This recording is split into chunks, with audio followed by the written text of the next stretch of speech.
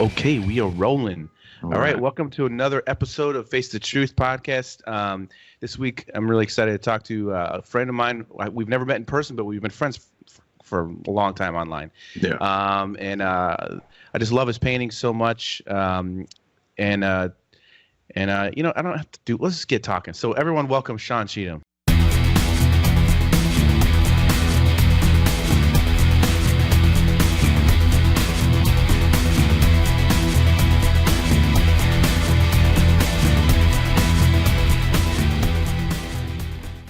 Thank you. Yay.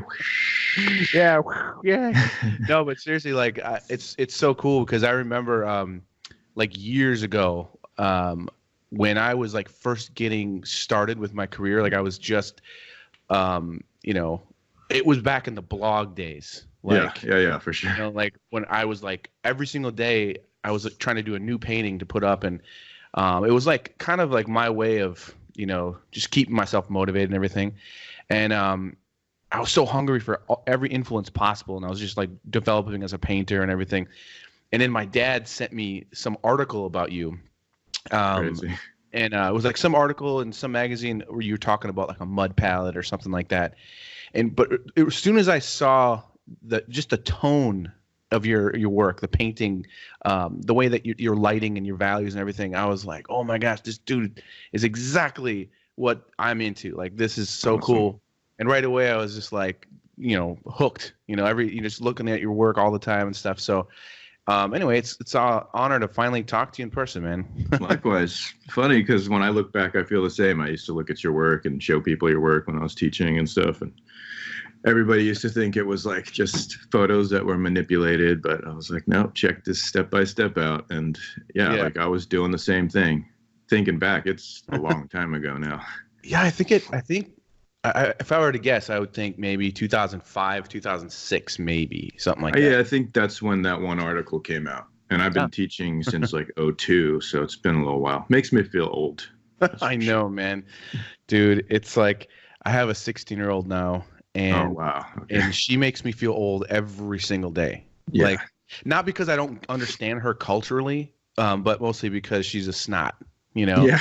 Like, she just tells me that I'm old and that I don't understand, and I'm a grandpa, and it's so. She's like, she knows how to break me down. Yeah, sweet. I have a 10-year-old, and he's not quite there yet, but it's fun.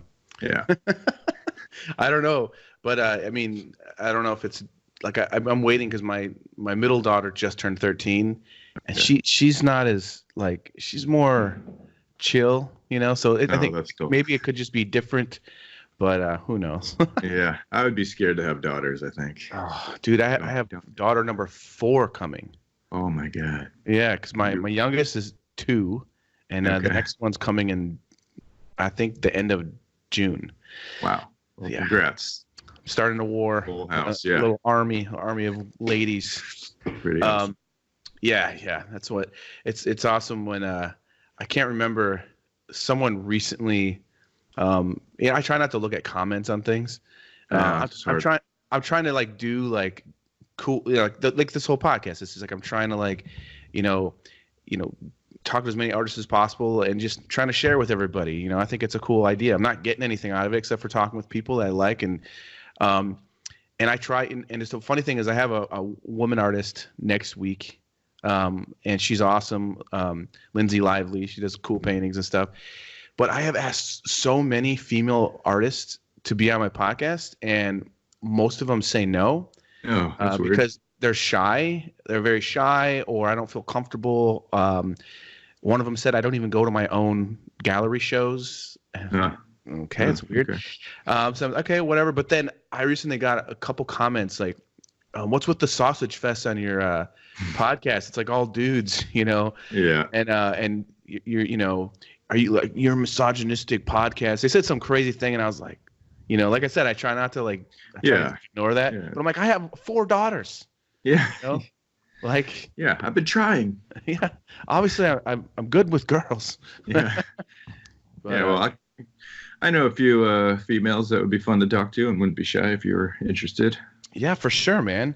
Yeah, it's very strange. It's one of those things where I'll tell my wife, I'm like, man, Yeah, she turned me down too, man. It's like, what the heck?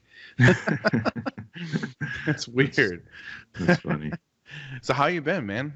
Good. Just life is crazy right now. I feel like nothing's slowing down. Not that it should be, but yeah, I'm like going through some big changes with just career stuff. It feels like so maybe that's just always the push of moving forward, I guess. Like what kind of stuff? Well, I was working at Art Center, teaching for like 10, 11 years. Full time there for 5 years, and I just resigned like a year ago. So it's still been pretty fresh in a way, just figuring out the hustle again, not having that stability. Yeah. And which I like. It's been actually in some ways a little more stable, I guess. I like not having a weekly commitment. It's been nice. Yeah, you know what, dude? Like that's one of the things like I can relate with that. I mean, but at the same time, there's times where I'm like, oh man, I wish I had, like, what am I gonna do? Like, yeah, regular paychecks are really nice. Yeah, it's one of those things where with freelance. I mean, I've been doing freelance. Oh, by the way, my daughter is upstairs, so you might hear her a little bit. But yeah, I've definitely had that. You know, the ups and downs as a freelancer. You know, I've been doing freelance the entire time. Yeah. I do teach online, so I get some kind of steady money here and there. But yeah, sometimes it could be scary, man. Yeah, but I think that's, you know, I think when I was at Art Center, I became a little complacent or whatever.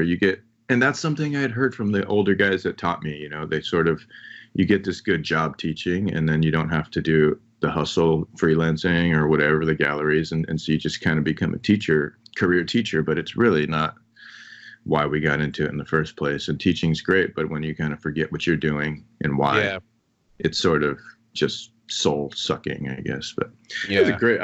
It was awesome teaching like that much and keeping my chops up, and you know, demos got better and better over the years because it's just what I practiced. Yeah, I haven't done a painting from life that wasn't a teaching job in 18 years now or something. So wow, kind of nice to maybe get back to just making art for the sake of making art. And it's changed my teaching a bit too. It's kind of made me a little more open, and I think at some point maybe I created a lot of rules.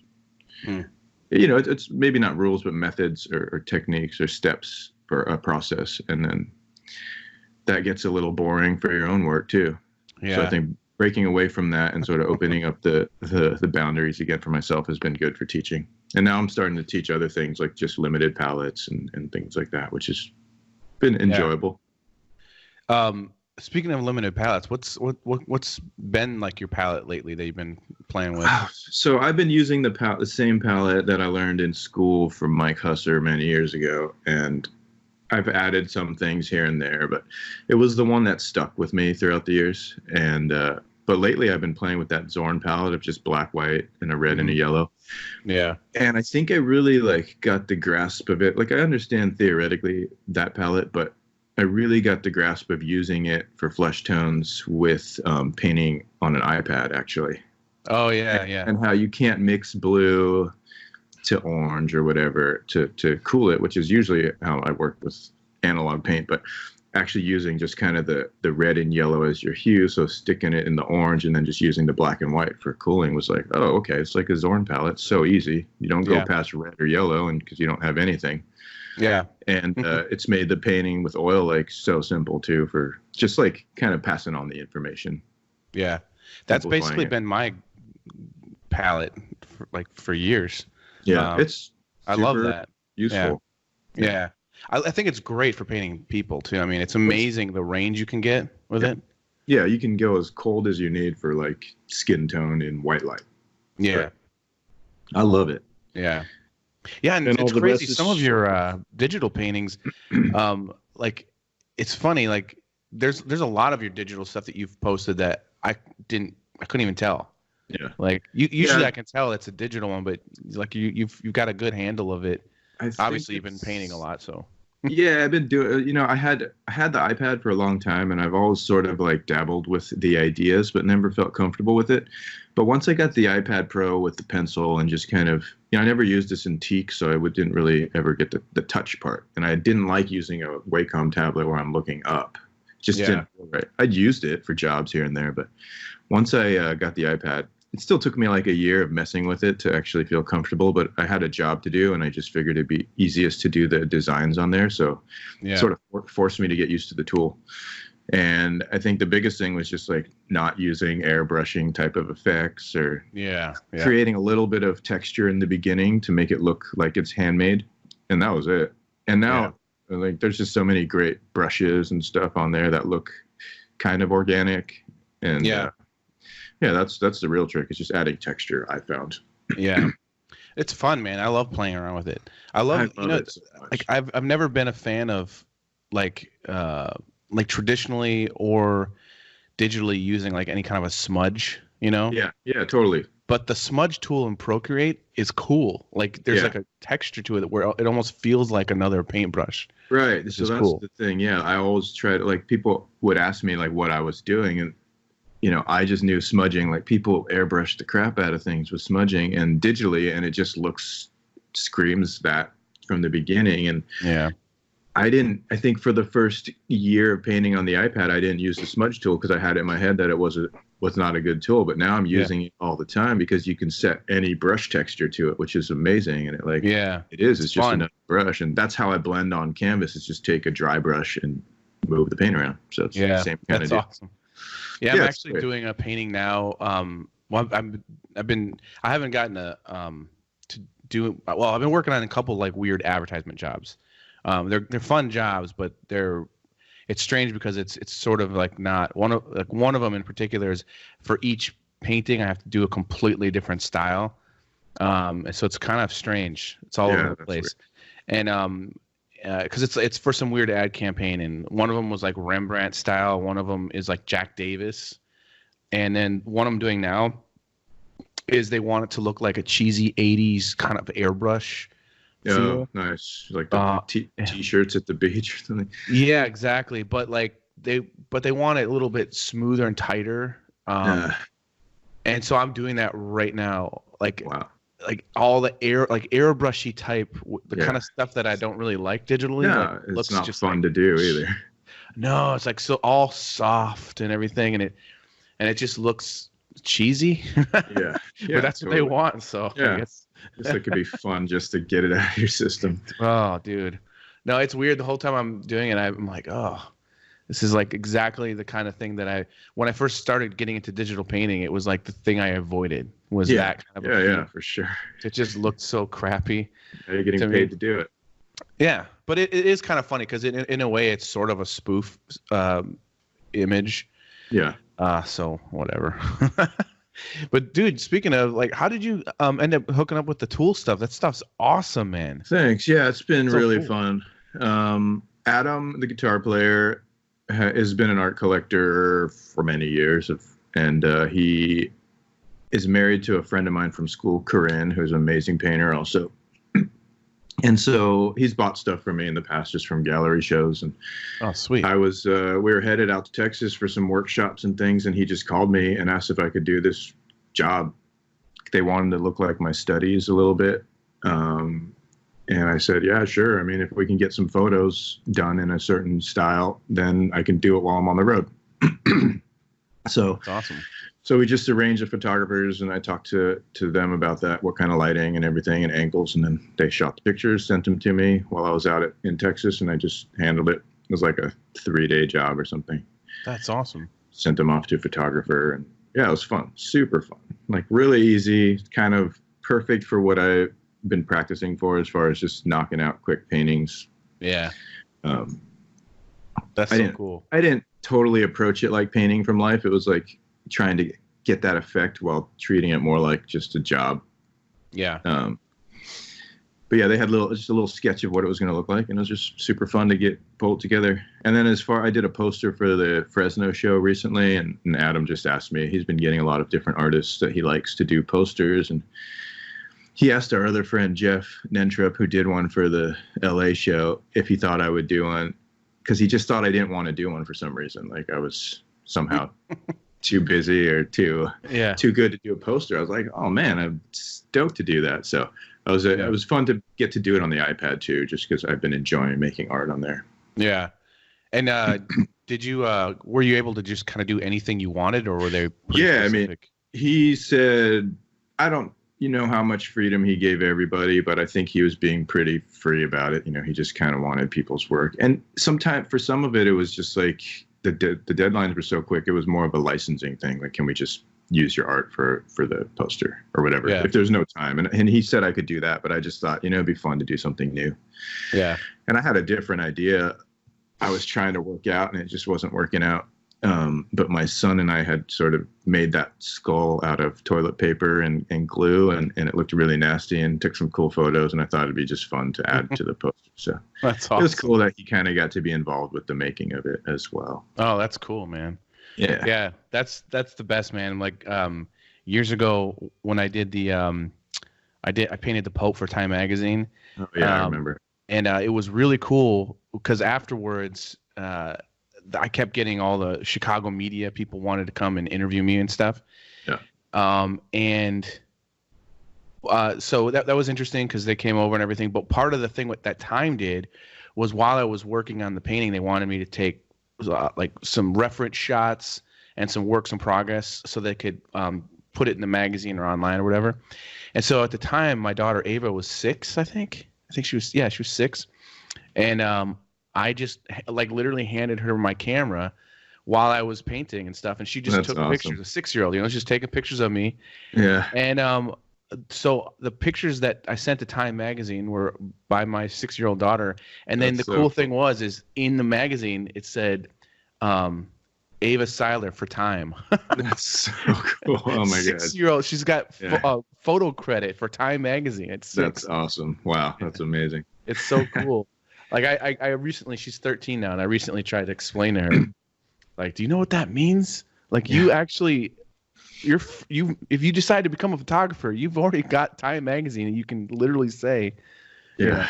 That's so funny.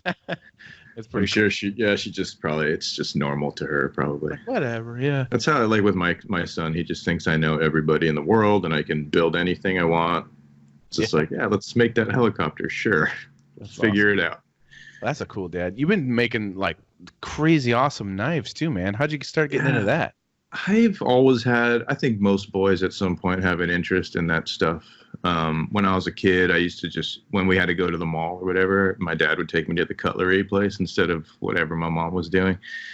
So I think I've just always had that interest. And then I was really into like Japanese swords and studying that for a while. And then on a trip to Sweden, visited a knife maker just sort of randomly and noticed, like, it sort of sparked the interest again. Also, when I was a teenager, I did some stuff with my uncle who was a general contractor, and I had to just work for him as a teenager doing manual labor. But since he had a shop and tools, we tried making chainmail and swords and stuff. That's just funny. not really knowing anything, but like, so he always sort of supported me in doing that crazy stuff. But so after that trip to Sweden, I started researching online and found a shop in LA, a blacksmithing co-op, like nonprofit run by some artists, and like you could take classes, and I took a blacksmithing class, and it was just like so much fun. Hadn't taken a class in anything in a long time, and it was hard, and it was like, but it was super rewarding, and then I was just hooked. So just been kind of noodling around, studied with a few different people. A guy in Orange County kind of helped me learn some Damascus, and then I met up with this guy Drew in San Francisco, who my mom actually found because he was written up in the paper, and asked him if he would teach me, and he said, come on out. So went and visited him and learned a lot from him, and he's been really, really helpful. And now I've got a little shop built up at home here. My old painting studio is now all for knife making. That's awesome. It's like super obsessed with it. Spent all day yesterday just polishing a blade, etching and polishing one thing, just hours of it back and forth. But that's so cool, man. It's meditative. They look amazing. They look so good, dude. It's like, it's crazy. I like the design, like that you just see in the metal, like almost like the weird squiggly type. So that's like pattern welded steel, or Damascus, it's called, sort of generically, but it's just taking two types of steel and smashing them together. And however you manipulate the patterns through the layering, but at the end you just etch it in acid, and one of them etches and one doesn't. Oh, so wow. patterns revealed. Yeah. One's a little bit like a stainless steel and one's not. So then Oh, okay. The one that's not stainless turns black through a series of etches and polishing and different things. Like coffee is acid that works to make it really black. It's super fun. So much to learn. Like weird, like crazy old art form. Well, I think that's like that's awesome, man. I think that's what like artists in general. Like I think for me too. Like it always just it's so much. I don't know. I totally relate to it. You can't like just like not do something and like try to figure something out, like learning something new, figuring something out. That's one thing I like about oil painting is that I feel like there's always something to learn and to grow and like same thing like for like plein air painting. That's one of the things that just kicks my ass every time I try to do it. So hard. Yeah, it's one of those things where I love doing it, but I hate doing it. Like it's just like going to the gym or something, but excited about it. But man, every time same. The bugs start coming out and I'm like, fuck this. Just the lights moving and the light's the worst, man. Oh, but I don't like it. But yeah, I mean, just like always, there's always something. Like I think that's cool that the knife thing. You're just like, I gotta make amazing knives now because I mean they look like full on professional and it's awesome. Yeah, I mean the knife community is pretty amazing. The knife community. Yeah, it's so like funny. it's like and it's crazy because I didn't even know about it, but it's like a real community and like man, the guys, the good makers, the best of the best, like they don't even take orders anymore. It's just like there's a big collecting community, but the guys are so generous too. It's like a bunch of old craftsmen that just share their knowledge, and people have been so generous with information, which is helpful for me. I like taking the information and doing something with it. And get this thing out. This is a knife that I have a buddy that makes these knives. I don't know if you can see this. Oh, rad! That's cool. Yeah, awesome. His thing is called Join or Die. I don't know if you've heard of him or not. His name is Brent. Okay. But he hand makes these knives. This is just one I bought from him like years ago. Yeah. I used to like walk around in Chicago at night with this thing on my hip. Yeah. When I walk my dog, just in case I needed it, because, and for what you think, for stabbing people, of course, because there was like I was in a neighborhood before that was like, it was basically a risk every time I went out at night. So I just started wearing that thing, and it was totally exposed. Yeah. And then my cousin-in-law, two of them are police officers, and somehow they heard about it. They're like, yeah, you better not do that. Don't do that, dude. Like, just don't do it. Yeah, I guess not. But I just was like, I'm just gonna take it with me just in case. It's not like I was looking for trouble, for sure. I keep a knife in my pocket just in case. Yeah, you never know. You never know.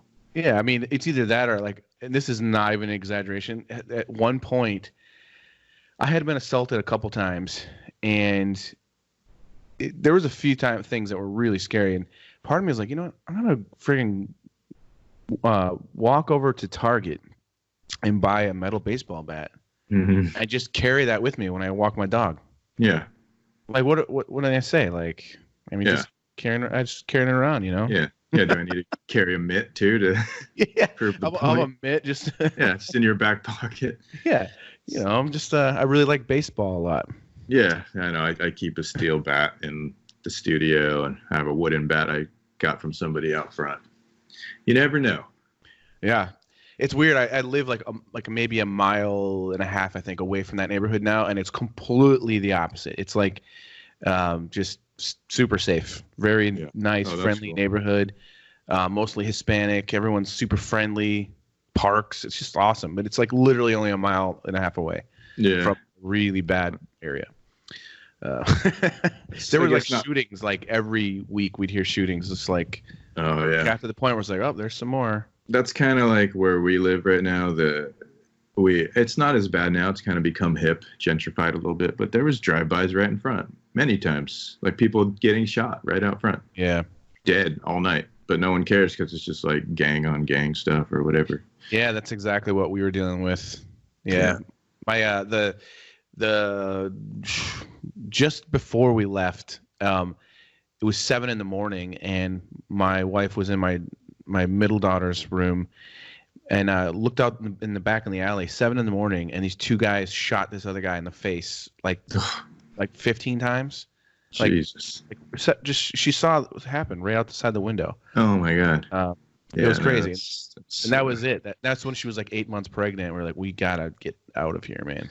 For sure. So, but we had to like break the lease. I had to pay rent for 2 apartments for a month or so. Yeah. It's like frustrating. Yeah, I bet.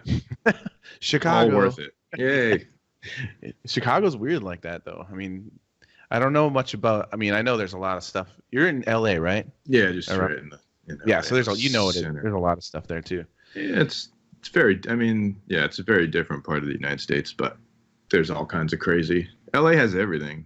I used to think it was like Boys in the Hood, like that's what LA was. Yeah, people still think that too, but it's. I mean, maybe some of it is, but no. It's so large and spread out that there's just too many places to really call LA one thing. Yeah, it is funny though, because I hadn't been to LA in a long time, and I whenever I thought of LA, I thought of like Training Day. Yeah. And what's that? There was like some Shield. There's a series called Shield. Oh, okay, yeah, and I never saw that. Like it's really good series. It's awesome. But like I just always thought of LA as like, oh man, it's scary shit there. And then I actually went to LA for the first time in years. This is a long time ago now, but to be a guest judge on that Best Ink show. Oh, okay. And crazy. They put me in a hotel downtown, which I didn't know downtown LA was crazy. I just assumed it was like, I thought it was like, downtown Chicago, which is. Yeah, just metropolitan. Yeah. And I went out my hotel at night to try to find some place to get a drink. And I was like, what the hell is going on? Like, it did not seem good at all. It was like real zombies, real life zombies. Yeah. And I was like, I went to this one place, got a drink, and then I just went right back, as quick as possible. Then when they picked me up the next morning to take me onto set, they were filming in Skid Row. Yeah. And there was like shootings and stuff throughout the day. But it was just like what you said. It was like The Walking Dead. Yeah, Skid Row's pretty gnarly sometimes, a lot of times. But crazy. Downtown's changing too. Like now there's, I see girls walking dogs. I'm like, this is doesn't seem safe. But now that's just what it is now. Like it's changing. There's a lot of places to eat and drink, but Skid Row's still Skid Row, and there's still a lot of homeless people. Yeah, I got a good buddy that they live in, what is it? Something Lake around LA? Silver Lake, probably. Maybe Silver Lake, or there's Echo Park. There's a lake there, too. I think it might be Silver Lake. But anyways, his girlfriend works as like a, I don't know, like, I don't remember what her thing is, but she works with the street people, basically, in Skid Row. Okay. And he's like terrified all the time. Oh, I'm sure. Yeah. She's like this small, sweet person. You would never, like, if you met her, you'd be like, "You work there?" Yeah. she's like this gentle little person who's so nice. Yeah, it's crazy. Speaking of, where are you? Are you part of the? It says a tent.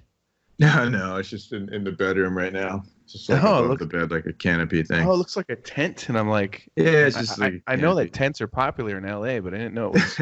Actually, that's funny, yeah, because those sort of tents are spreading out now. Like in our neighborhood, there's like communities of tents, and it's just like, man, right there.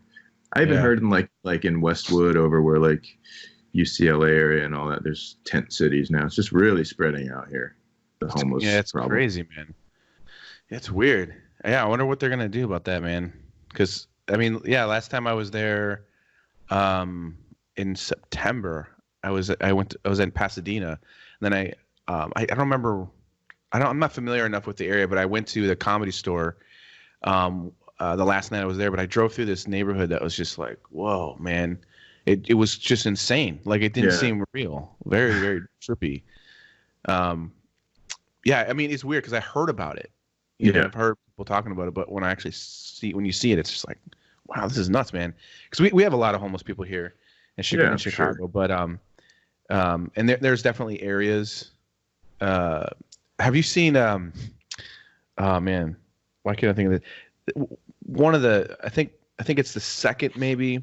Yeah, it's the Dark Knight with Christian Bale and Heath Ledger. Yeah. You know that the scenes where they're driving like under the city in Chicago. It's all filmed in Chicago, but there's basically like these roads that go under downtown. Yeah. And it's really cool. Like it's called Lower Wacker Drive, and there's a couple different things, but you can drive under the city. Oh, that's cool.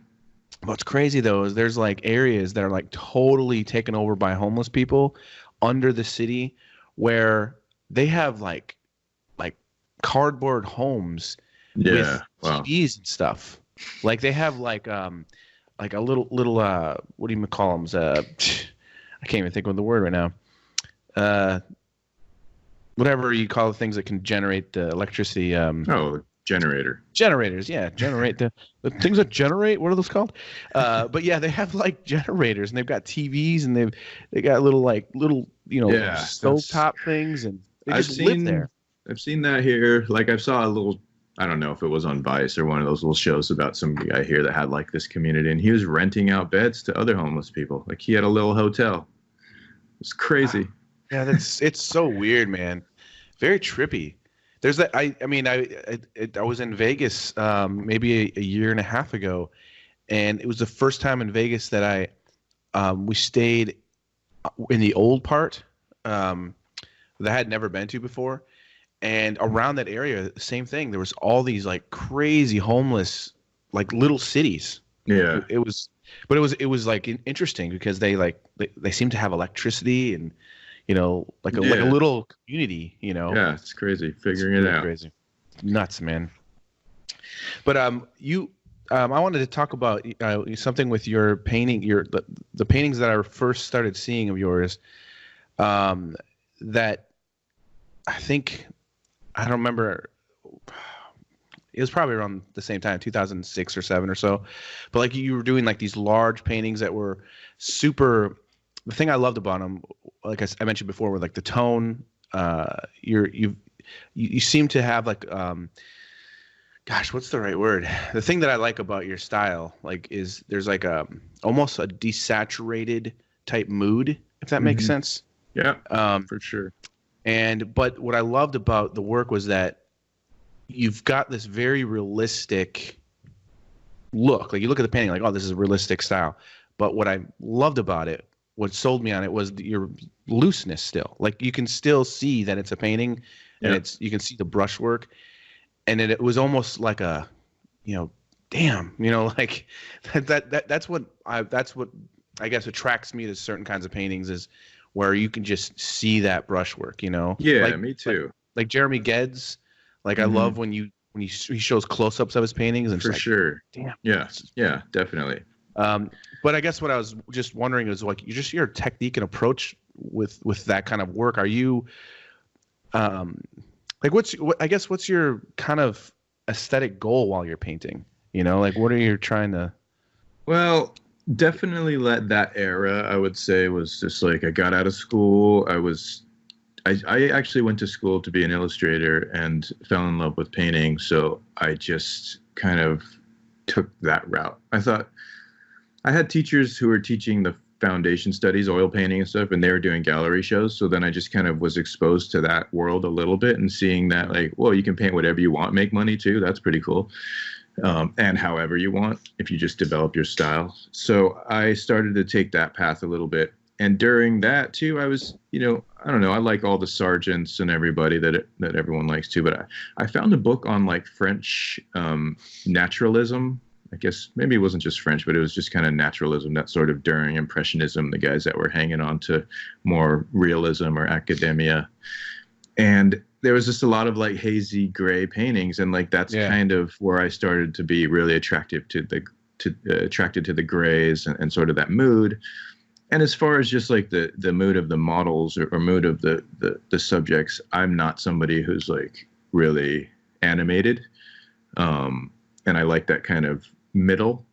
Yeah, I say that a lot too. I think because I say this because I'm a middle child, but it's easy for me not to go to too many extremes. Like I don't want to be so dark and sad, but I don't want to be like super happy and smiley. So it's just kind of like neutral, let the viewer make up their mind. But yeah, so during that time, there's a painting that one painting I'm thinking of right now. There's some that you're doing of your wife that were just awesome. I'm assuming it was your wife with blonde hair, I think. Yeah, ex-wife now. Oh, ex-wife now. Okay, but I remember like just those like it just seemed like you were just hanging out there, you know, in those scenes, and I just loved that mood and that feeling. And then there's another painting of yours that I always think about was one. I think it's a self-portrait you did of you with your dog standing up like in like some kind of hills. Yeah, like actually, that one. Somebody, the collector of that, just hit me up and asked if I knew anybody that would want to purchase that piece because she just wants to get rid of it. And I want it. I would love to get it back, but I don't think I can even afford it. Oh man. But yeah, that was it. Like I was just trying to like capture reality. I liked portraits, but I wanted it to not be, well, I wanted the figure, the portrait to be the subject. I wanted it to be more of a looking into a scene or something. Yeah. Oh, it was great. Is it for what you oh, man, it's so funny too. I don't know if you remember, but years ago too, you were generous and told me about a technique that you were doing. You like kind of like adding some kind of a mixture of plaster that you would like for the grounds and stuff. Yeah, I'm still doing that. Actually, just doing that the other day for a commission. I only did it once, just to experiment. It was really cool. It was awesome to paint. It was like so smooth. And slick. Yeah, you can get it. Well, awesome. You can get it like the one I use, like the paste I use is very smooth, but it's not slippery. It's like really dry. And so it grabs the paint, but it has the flatness, which I like because then I can do really, really smooth passes, or I can build up the texture however I please. But I like that quiet surface as opposed to like maybe a predetermined canvas texture that is always there. But that's just personal preference. I've shown people that technique a lot and they hate it. So yeah. No, it was fun to try it. That was fun to. I mean, I prefer like I like there to be a little bit of a tooth, but I don't like canvas that's so textured. You know, super thick. Yeah. I like very fine. Like my favorite thing to actually paint on is the New Tradition panels. I don't know if you heard of that. Yeah, for sure. But I just love. I don't like painting on a bouncy canvas. I like painting like on canvas on a board. And I love a canvas board for sure. Like that was my whole training was canvas boards all through school. Yeah. Most of teaching. But then I just went back to like smoother panels and softer brushes, but it's all the same, you know. If I'm using a canvas, I might use more bristle brushes. I like a nice linen with the irregular kind of knots in the weave. Like I think that's really pretty looking and I love that. I prefer that over like a really even cotton duck or whatever. Yeah. Yeah, it's interesting. I mean, it's fun to experiment and everything, but I always find myself back to that same, you know, I always because I get you know, you get bored sometimes and like I want to just try something else, and that happens to me. And I'm like, oh no, I go, God, why am I doing this? Why am this is I get it. I'm like same thing. Like I've been experimenting a lot and it's been super fun, but then I got a job to paint this model, the one I painted a bunch. You would have seen in those paintings from back then too. The girl had like ribbons in her hair and tattoos. Oh yeah. So Chantal or something like that. Yeah, Chantal. Yeah, I haven't painted her in a handful of years, but somebody recently commissioned me and wanted me to do something, you know, personal or whatever. And he'd been hoping to get a piece of her for many years, and so this just kind of became the solution to just commission a new one. So that's exactly what I'm starting on. But yeah, I just went back to like what I knew. Go back to the modeling page, do all the steps I know, and just. You've done a lot of paintings of her, haven't you? Like, I think back in when I was doing that stuff mostly, like I think I probably painted her. I don't even know. I couldn't. That's how I know. Like I remember, I'm not even kidding you, man. Like I used to just save every piece of artwork that I liked that I would find. And I had a Sean Cheetham folder. I had whatever. I had all these folders, and I would just look at the things about paintings that I like, you know, and I would think about them in my illustration work, you know. Same. Yeah, I've got a bunch of yours in a folder too. Like I have it. Mine I just play as a screensaver, so it just loops all this art all the time. Oh, that's just cool. Constant. Yeah, I've had people come over and just see my screensaver, and they just get mesmerized because it's just like inspiration folder. That's so funny. Remember I did that caricature of you? Yeah. That's so funny. Also, I remember that you did Bill Ray's Parrot. because I also did one at that same time. So I was looking back at yours. I'm like, man, this is really cool. That's funny. All the grays. Yeah, that was that was acrylic, I think. I think I did that in acrylic. I think I recall that. It was, yeah. You said it was acrylic, or you said it was acrylic too. Yeah. Yeah, I think that's just like on a panel. But that was I think same thing. That's pretty much a Zorn, but I use French ultramarine blue with it. Obviously because the parrot's very blue, but yeah, that was fun to do, man. I love doing that kind of stuff. But I was super excited just to do it because it was for Bill Ray. Like I was a big fan of his, like from like the Mad time, Ren and Stimpy and everything, and then oh my god, yeah, and then of course his landscapes are just awesome. Yeah. So I was just like, man, I'm doing a painting for Bill Ray. This is so cool, man. And I was like, I got to make it look good. That was great. I got to meet that parrot before. It was a great. Oh, painting. That's so cool, man. Yeah. So, what kind of things are you looking forward to, or painting wise? Like, you have any new direction that you're trying to go towards? I got a lot of things kind of like I was talking about, just kind of changing. I was actually supposed to have a solo show. I've been just kind of pushing it off. And it was like some of the Western work I've been doing. Oh, yeah. Which has just been fun, kind of getting back to that childhood thing I used to be into and whatever. And that's so cool. But I also just like, I didn't have like a full show's worth of maybe ideas and passion built up for it. And that too, like, doing gallery work has just kind of taken a backseat for me because it's not like the one that makes the most consistent money. And, having family, living in California, like got a lot of bills, man. And they just keep coming in and doing the whole like fine art fun thing. Like, oh yeah, I'll work for a year and then try to turn it into money. Like, it's just unrealistic for me. I got to make money every month, a lot of money every month, because a lot of money goes out. So I just kept noticing I was pushing that off and just taking the jobs that were coming in, because luckily I'm getting good jobs coming in and they're paying well and they're fun to do. And I really don't mind being a hired hand. I'm sure, you understand that. Like, it's fun. Yeah. It's great. Sure. Give me an idea. I'll do it for you. Pay me.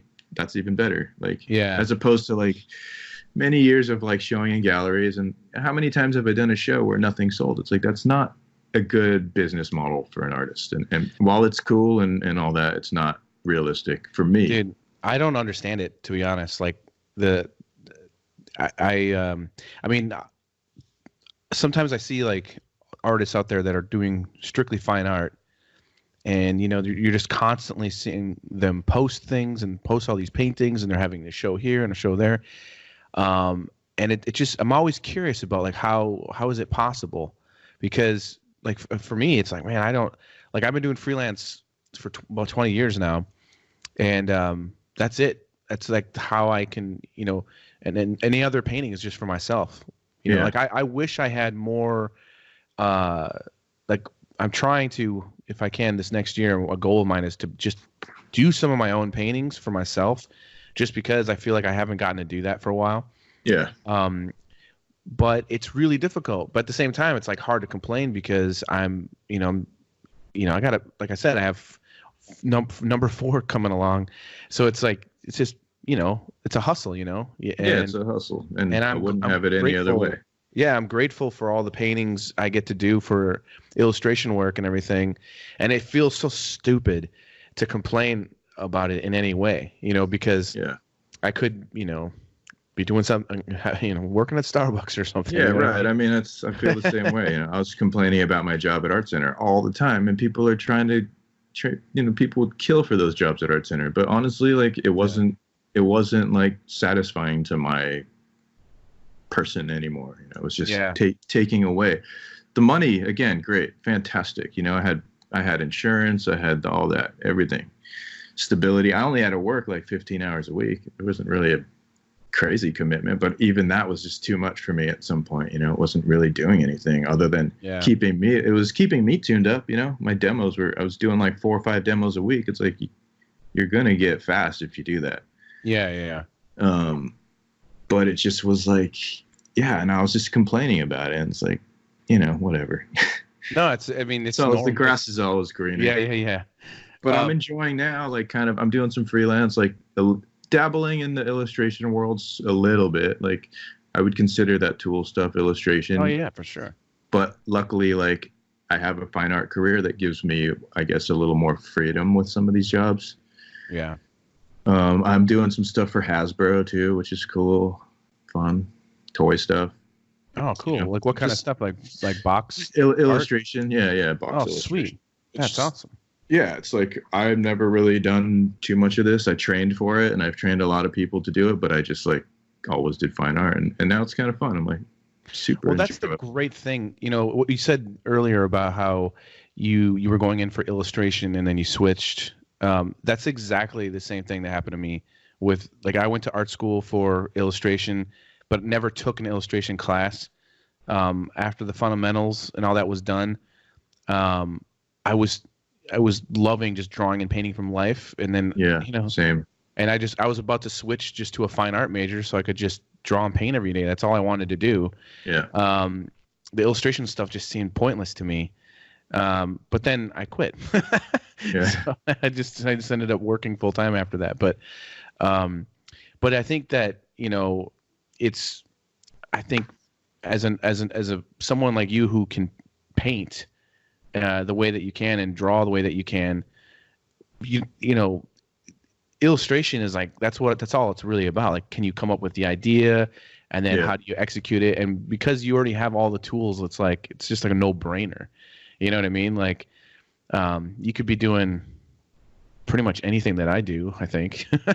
You know what I mean? Who knows? Well, maybe, you know what I'm saying? Like, as far as like, because I end up, I hardly get to do caricature stuff, which is a bummer. People have gotten too soft, man. Oh, I bet, yeah. It's like this, everyone's afraid of everything right now. Totally. So I haven't gotten to do very many caricatures. I'm trying. I always push for it, but I'm actually doing a caricature thing right now for one of these poster paintings I was telling you about, where the Jack Davis style one they want me to do. Yeah. And even though they want me to do a Jack Davis style, it's like I gotta like be very careful of how but I'm like, I'm trying to have fun here, but I don't know where I can go, like how far or how much fun I can have. Yeah, it's kind of crazy. They're not like weird about it, but it's one of those things where I feel like nervous. Because I'm sure you've felt it from here and there, and like I don't know what to do. Yeah, people have called me a bully. Lately, like all your art is you're just a bully, No, Jesus. No. But like I have ended up becoming like a portrait artist. I've been doing so many portraits, which is actually just like gets tiring for me. Like sure. I enjoy the work. Like I said, I feel stupid to complain about it, but like I just want to, like, especially certain faces, like certain portraits I have to paint. I'm just like, oh man, you guys see this guy's face, like this. How can I like? And I've done that before accidentally, like where I've accidentally exaggerated a little bit but didn't realize it. And then the client's like, this looks a little silly. That's fine. Yeah, I've been told that I do caricatures, like doing the life stuff. People kind of said, like, it seems like I do caricatures. And I never really thought that, but now I use that sort of to talk about likeness to people. Like, you can have so much caricature and have a likeness, but if you just go the little bit generic, you've lost all your likeness. And so I kind of just tell them, if anything, exaggerate a little bit.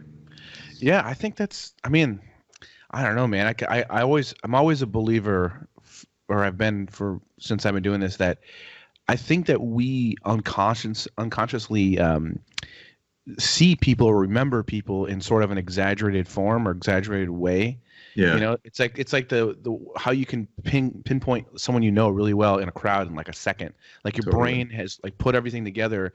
But like, like if I tell you right now, think of Tom Cruise, immediately there's an image in your mind, but it's probably slightly exaggerated, right? Yeah, yeah. And I probably seeing more of the caricatures I've seen of him in the past, than actual photos or whatever. But I think that's what's cool about it, is because I've always said that caricature is capturing the truth. That's what it is. It's an exaggerated truth. It's not a distortion. It's an exaggeration, and as long as you're telling the truth. I've seen like the best ones are the ones that look more like the person than a photo or anything. Yeah. So sometimes like it's really challenging to do portraits sometimes, because it's like I've accidentally, sometimes when you get like in a zone when you're painting, and there's one time I was doing a portrait and unconsciously the nose didn't look right, and I came back and I was looking at the nose didn't feel right, and so I was like, oh, it's too short. And so I started blocking it out and made it longer. And I didn't realize that part of my brain was doing the painting, the caricature part. Okay. Like it was right the first time.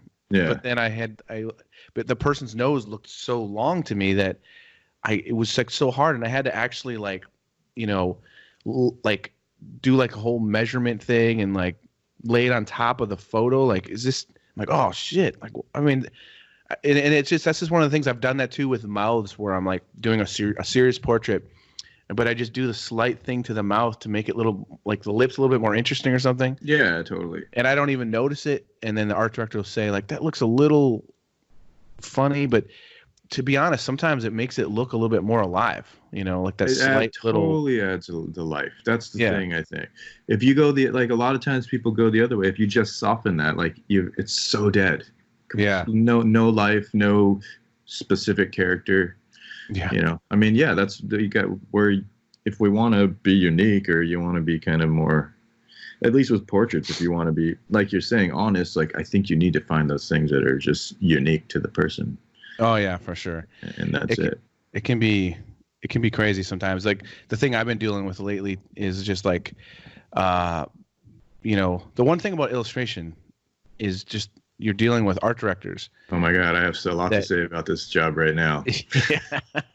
And that's the thing, is sometimes it's like that. I just think I always find it funny when like some art directors are great, and then sometimes you work with someone and the entire time they're trying to tell you how to do every little thing, and you don't actually get to do. It's just like, what's going on? Like, this is no longer, there's nothing of me here at all anymore. Yeah, totally. And then they come to you for you, and then it's just like they don't really want you to do what you do. Yeah, it can be rough, man, sometimes. I had that a little bit. Yeah, I did I don't know if you ever saw those things I did for Final Fantasy, some video game stuff, but it's just like I had like a guy with a falcon. I had posted them. I don't know if maybe I didn't say they were for Final Fantasy because I wasn't supposed to, but okay. It's long since passed that job. But like, they liked my paintings and my painting style, so they wanted their characters done in my style. I send them back. I do the whole thing. They look cool, the really tight faces, and then the slightly painterly outfits, because that's just like you're talking about, my kind of style. But then they start going about how they want more detail here and here, and it's like, but now you're gonna like not make it my style. So I'll do it, but you have to understand like the thing you're liking about my work that you're not quite understanding is that contrast of the painterly versus the tight stuff. Yeah, we can compromise, but it's a compromise.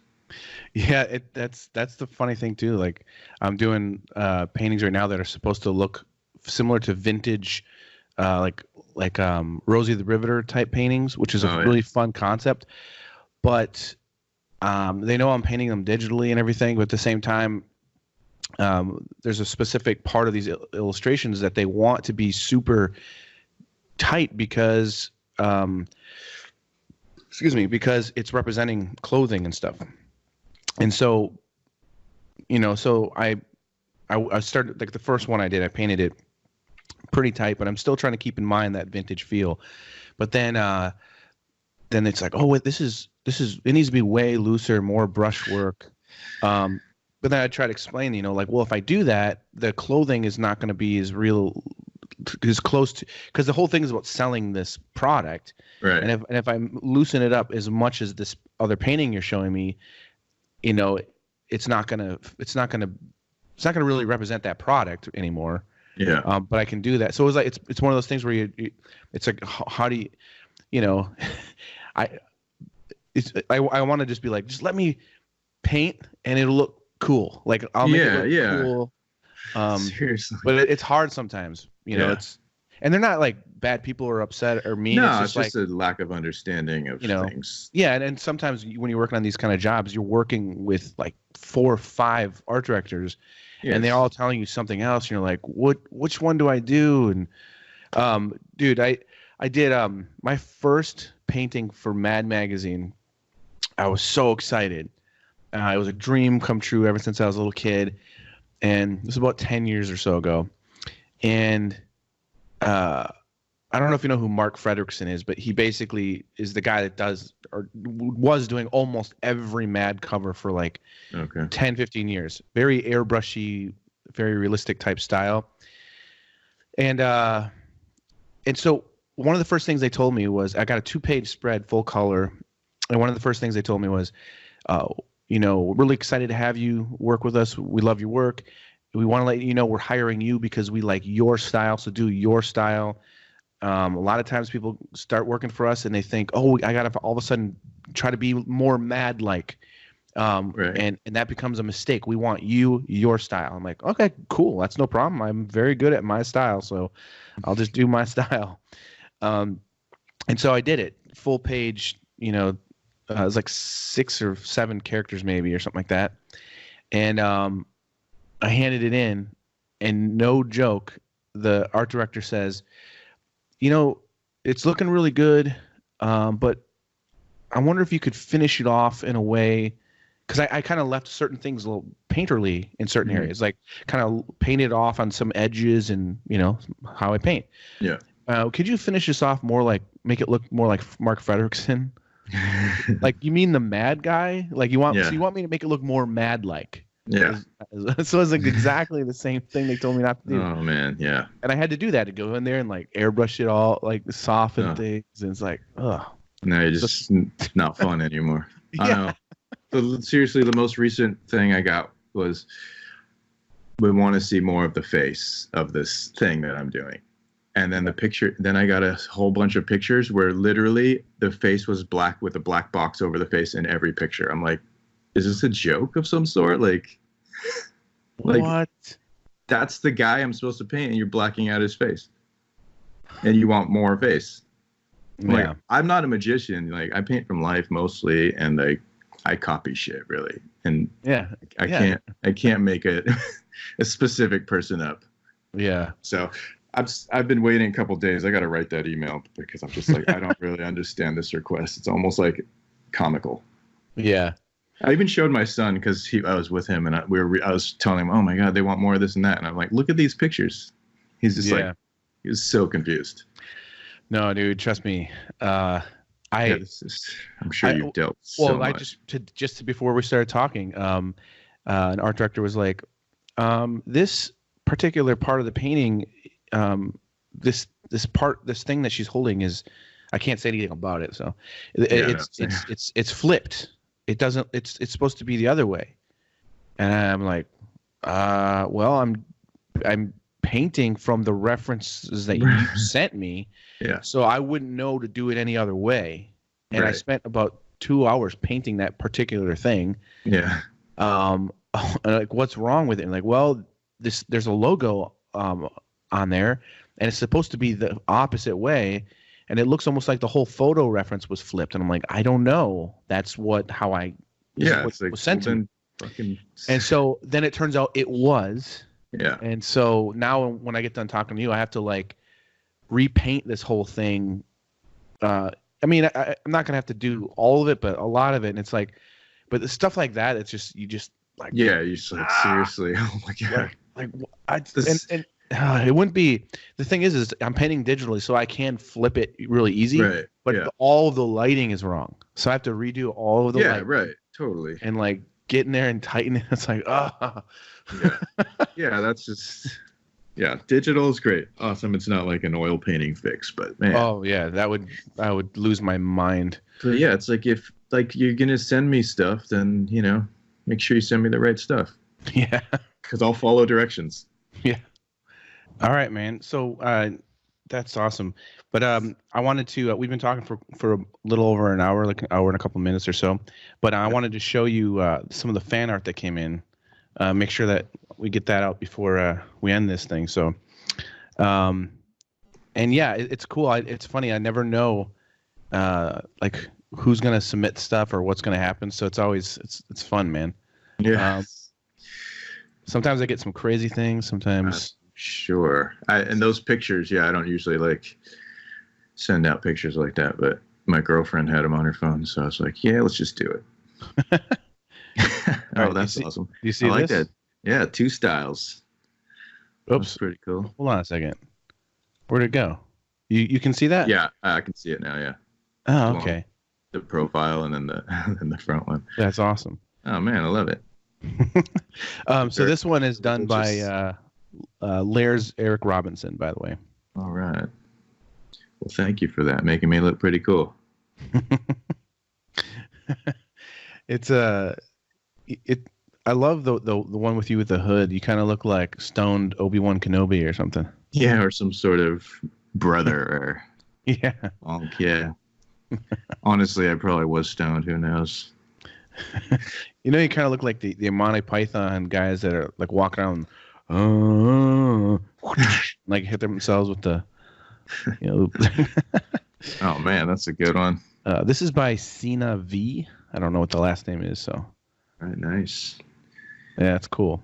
Yeah, I like the skin tone. It's cool, and it's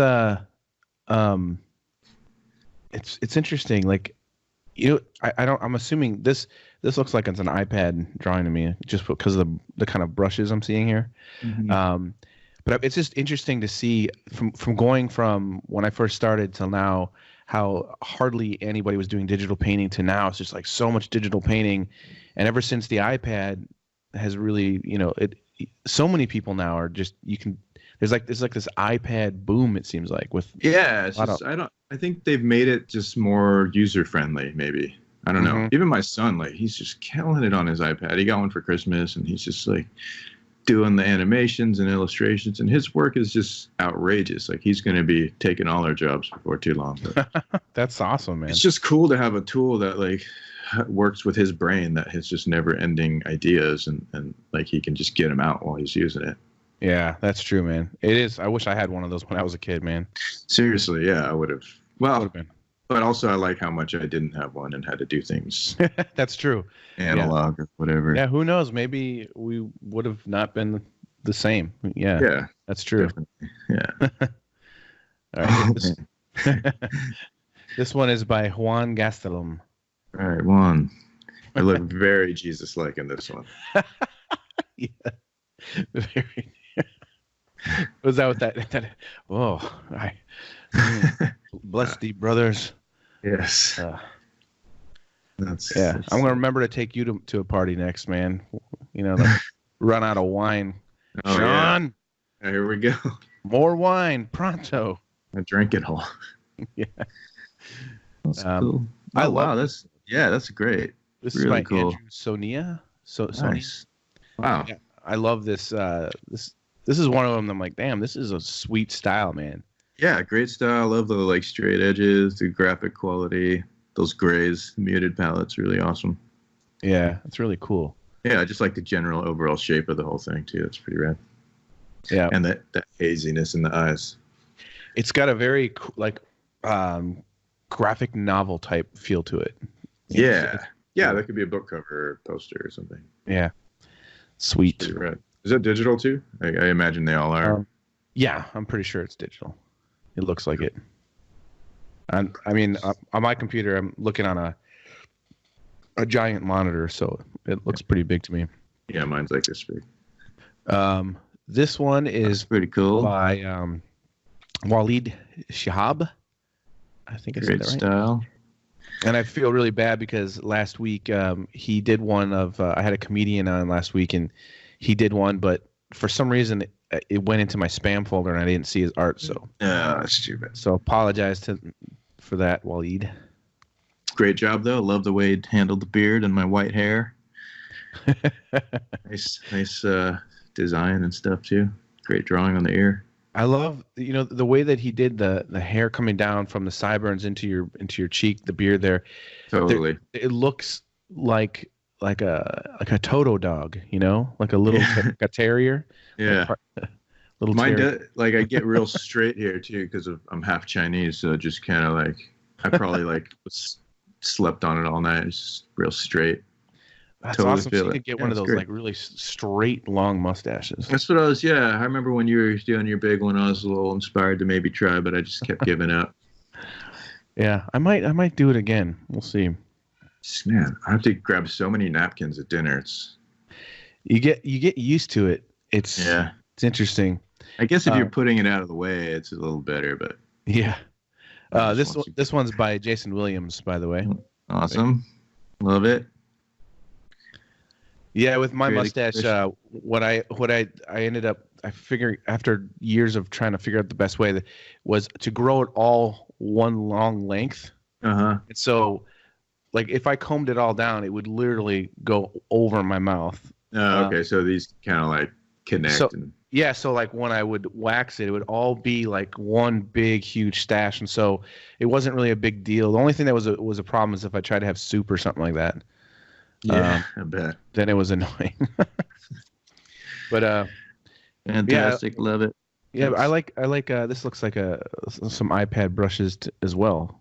Yeah, those pencils or whatever, the dry stuff. The hat, I like the solution in the hat. Hey, by the way, I like the brushwork in there. It's cool. Have you tried what's it called? Oh, Fresco yet? No. It's pretty cool. It's like an Adobe app. Okay. And I mostly like it for the pencil sketching. Okay, cool. It feels legit like pencil.